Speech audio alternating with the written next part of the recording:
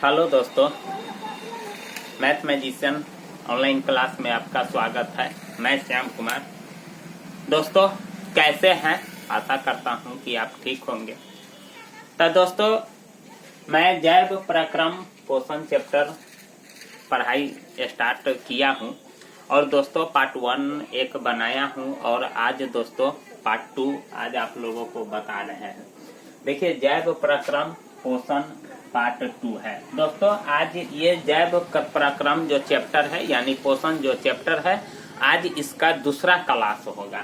और मैंने पहले क्लास में आपको बता दिया है कि जैव प्रक्रम आखिर में क्या होता है और जैव प्रक्रम को समझने के लिए सजीव निर्जीव को भी समझना जरूरी है, ये भी मैं बताया था। और सजीव जो यानी वस्तु होते हैं या जो जंतु होते हैं या जो निर्जीव होते हैं, इसके बारे में भी मैं आपको फर्क बता दिया था।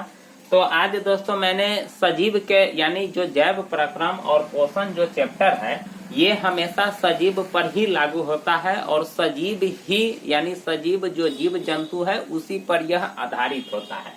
तो सबसे पहले उसमें मैं आपको पोषण के बारे में बताया था और पोषण भी 2 प्रकार के होता है, ये भी मैं आपको लास्ट में बताया था। आज मैं आपको उससे आगे बता रहा हूं कि पोषण जो होता है 2 प्रकार का होता है।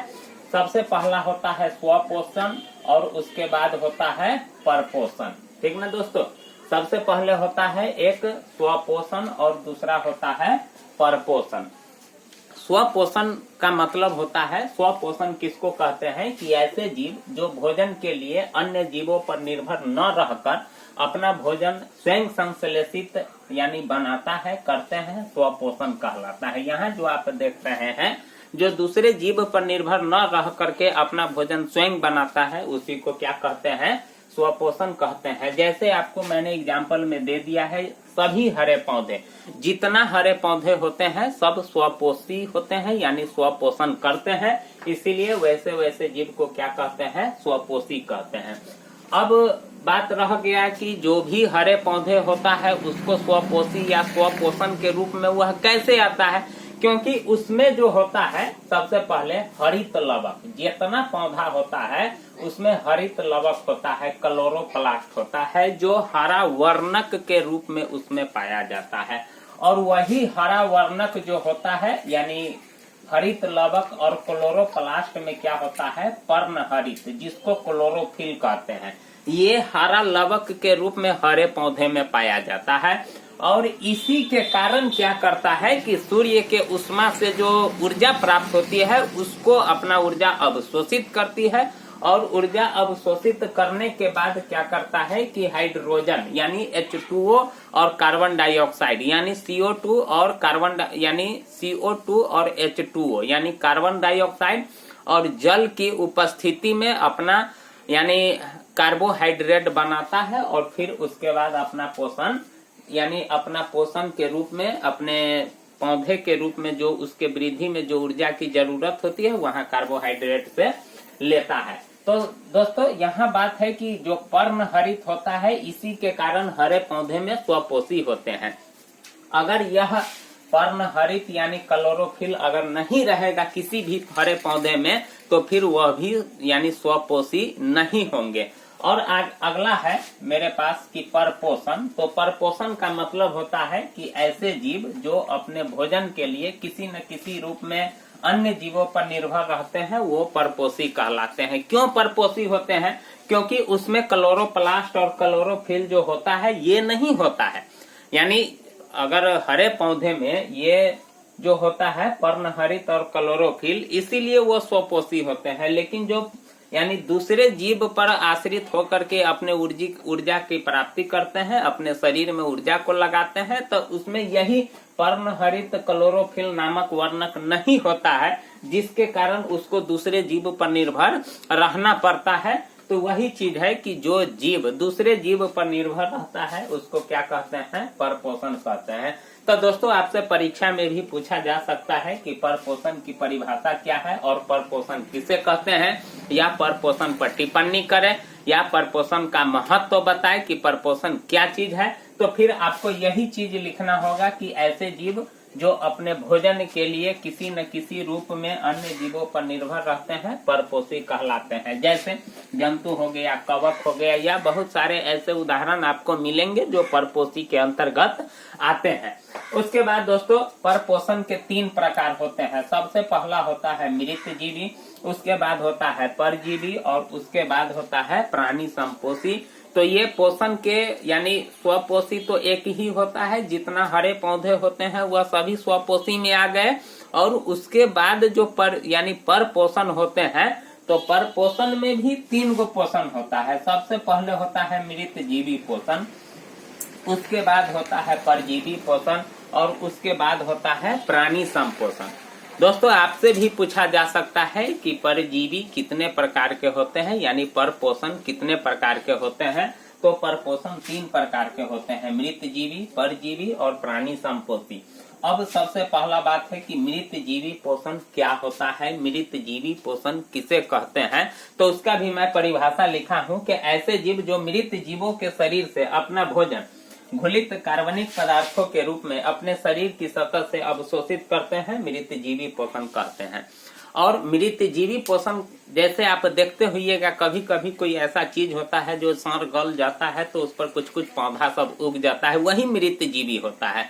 और क्या करता है कि उस यानी उस मृतजीवी में जो ऊर्जा होता है उसको अपने तना के द्वारा यानी अपने शरीर की सतह के द्वारा उससे अवशोषित करता है और फिर अपने शरीर में ऊर्जा की प्राप्ति करते हैं। तो दोस्तों सबसे पहला बात है कि यानी मृतजीवी पोषण होता है, ये हम लोगों के लिए या जो भी इस धरती पर जीव जंतु है सभी के लिए यानी आवश्यकता होता है, वह लाभदायक होता है। उससे क्या होता है कि जो मृतजीवी पोषण करने वाले जो पौधे होते हैं, जो जीव होते हैं, वह क्या करते हैं कि उस वस्तु को जिस पर वह पनपता है उसको सड़ा गला करके उसको क्या करता है कि उससे जो यानी गैस निकलता है वो वायुमंडल में जाकर के मिल जाता है और फिर हमारे वायुमंडल को वह संतुलित करता है और जो गैस की जरूरत होती है फिर उसको पुनः पूर्ति करता है।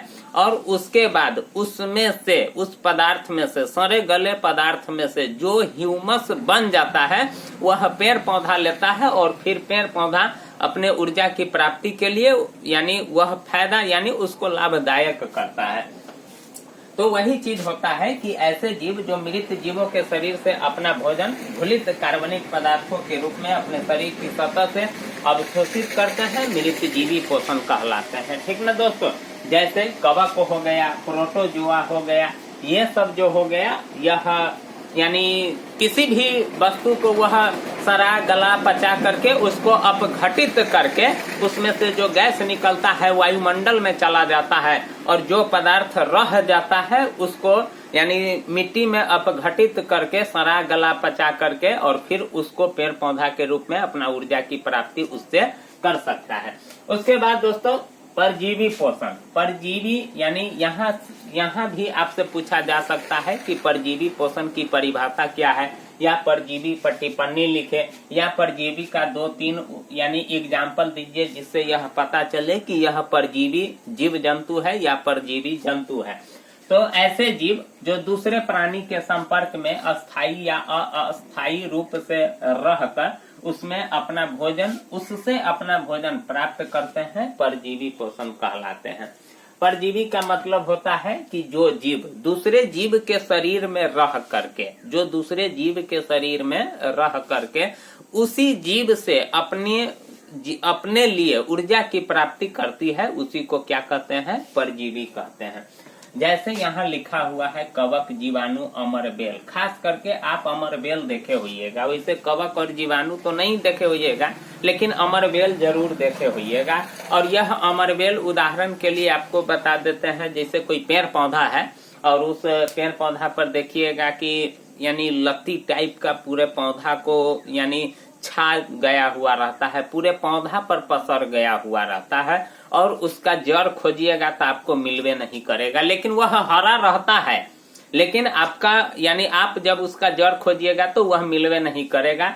तो इसका, लेकिन वह हरा रहता है, वह जिंदा रहता है, धीरे धीरे दिन प्रतिदिन उसका आकार बढ़ते ही चला जाता है। तो आखिर में कहां से उसके पास ऊर्जा की प्राप्ति होती है?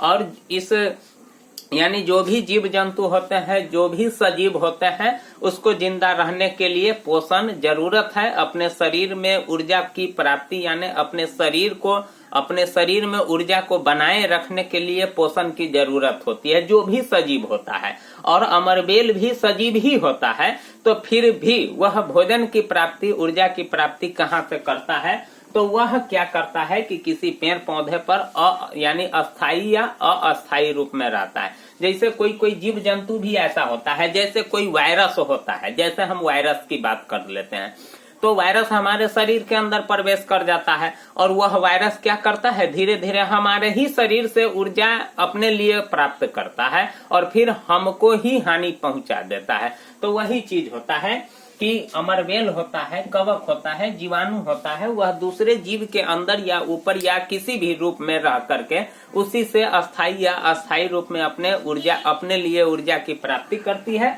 वही क्या कहलाता है? परजीवी पोषण कहलाता है। और इस प्रकार के पोषण क्या कहलाता है? परजीवी कहलाता है। तो दोस्तों, सबसे पहला बात है कि अगर आपसे पूछा जाएगा कि परजीवी का परिभाषा बताइए या परजीवी पर टिप्पणी लिखे, तो आपको लिखना होगा कि ऐसे जीव जो दूसरे प्राणी के संपर्क में अस्थाई या अस्थाई रूप से रहकर उससे अपना भोजन प्राप्त करते हैं, परजीवी पोषण कहलाते हैं। ठीक ना? ये आपसे 2 नंबर में पूछा जाएगा और इस बार जो बोर्ड एग्जाम होगा पोषण चैप्टर से निश्चित है कि यानी 10 नंबर का क्वेश्चन रहेगा। अब बात रह गया है दोस्तों प्राणी संपोषण। इसको क्या कहते हैं कि जो जीव, यहाँ लिखा हुआ है कि जो जीव अपना भोजन ठोस या तरल के रूप में जंतुओं के भोजन ग्रहण करने की विधि द्वारा ग्रहण करता है, प्राणी संपोषण कहलाता है। नामे है दोस्तों इसका प्राणी संपोषण। यानी इसमें क्या है कि ठोस या तरल, यानी ठोस भी होता है और तरल भी होता है, मतलब मुलायम होता है। ठोस यानी पदार्थ के 3 अवस्था होता है, ठोस, द्रव, गैस। तो क्या होता है दोस्तों कि ठोस या तरल के रूप में जंतुओं के भोजन ग्रहण करने की विधि द्वारा ग्रहण करता है, प्राणी संपोषण कहलाता है। जैसे अमीबा हो गया, मेढक हो गया, मनुष्य हो गया। तो मनुष्य क्या होता है कि कभी कभी भोजन अगर उसको ठोस के रूप में भी मिल जाता है तो उसको ग्रहण कर लेता है, तरल के रूप में भी मिल जाता है तो उसको भी ग्रहण कर लेता है, वो भी जंतु जैसा भोजन करता है।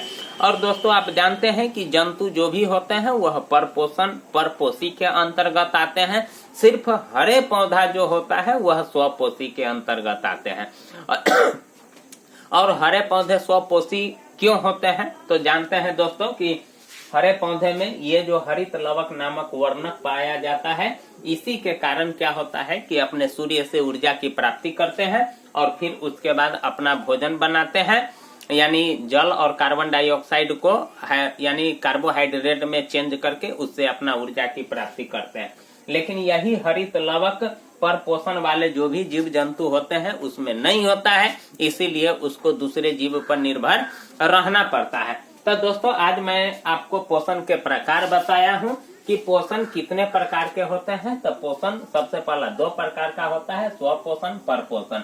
अब परपोषण भी 3 प्रकार के होते हैं। इस सब का मैंने परिभाषा लिख दिया है और आपको याद भी रखना होगा दोस्तों।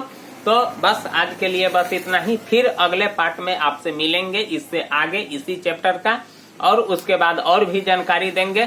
तब तक के लिए दोस्तों थैंक यू, धन्यवाद। लेकिन दोस्तों, वीडियो को जरूर शेयर कीजिएगा और चैनल को भी जरूर सब्सक्राइब कर लीजिएगा। थैंक यू, धन्यवाद।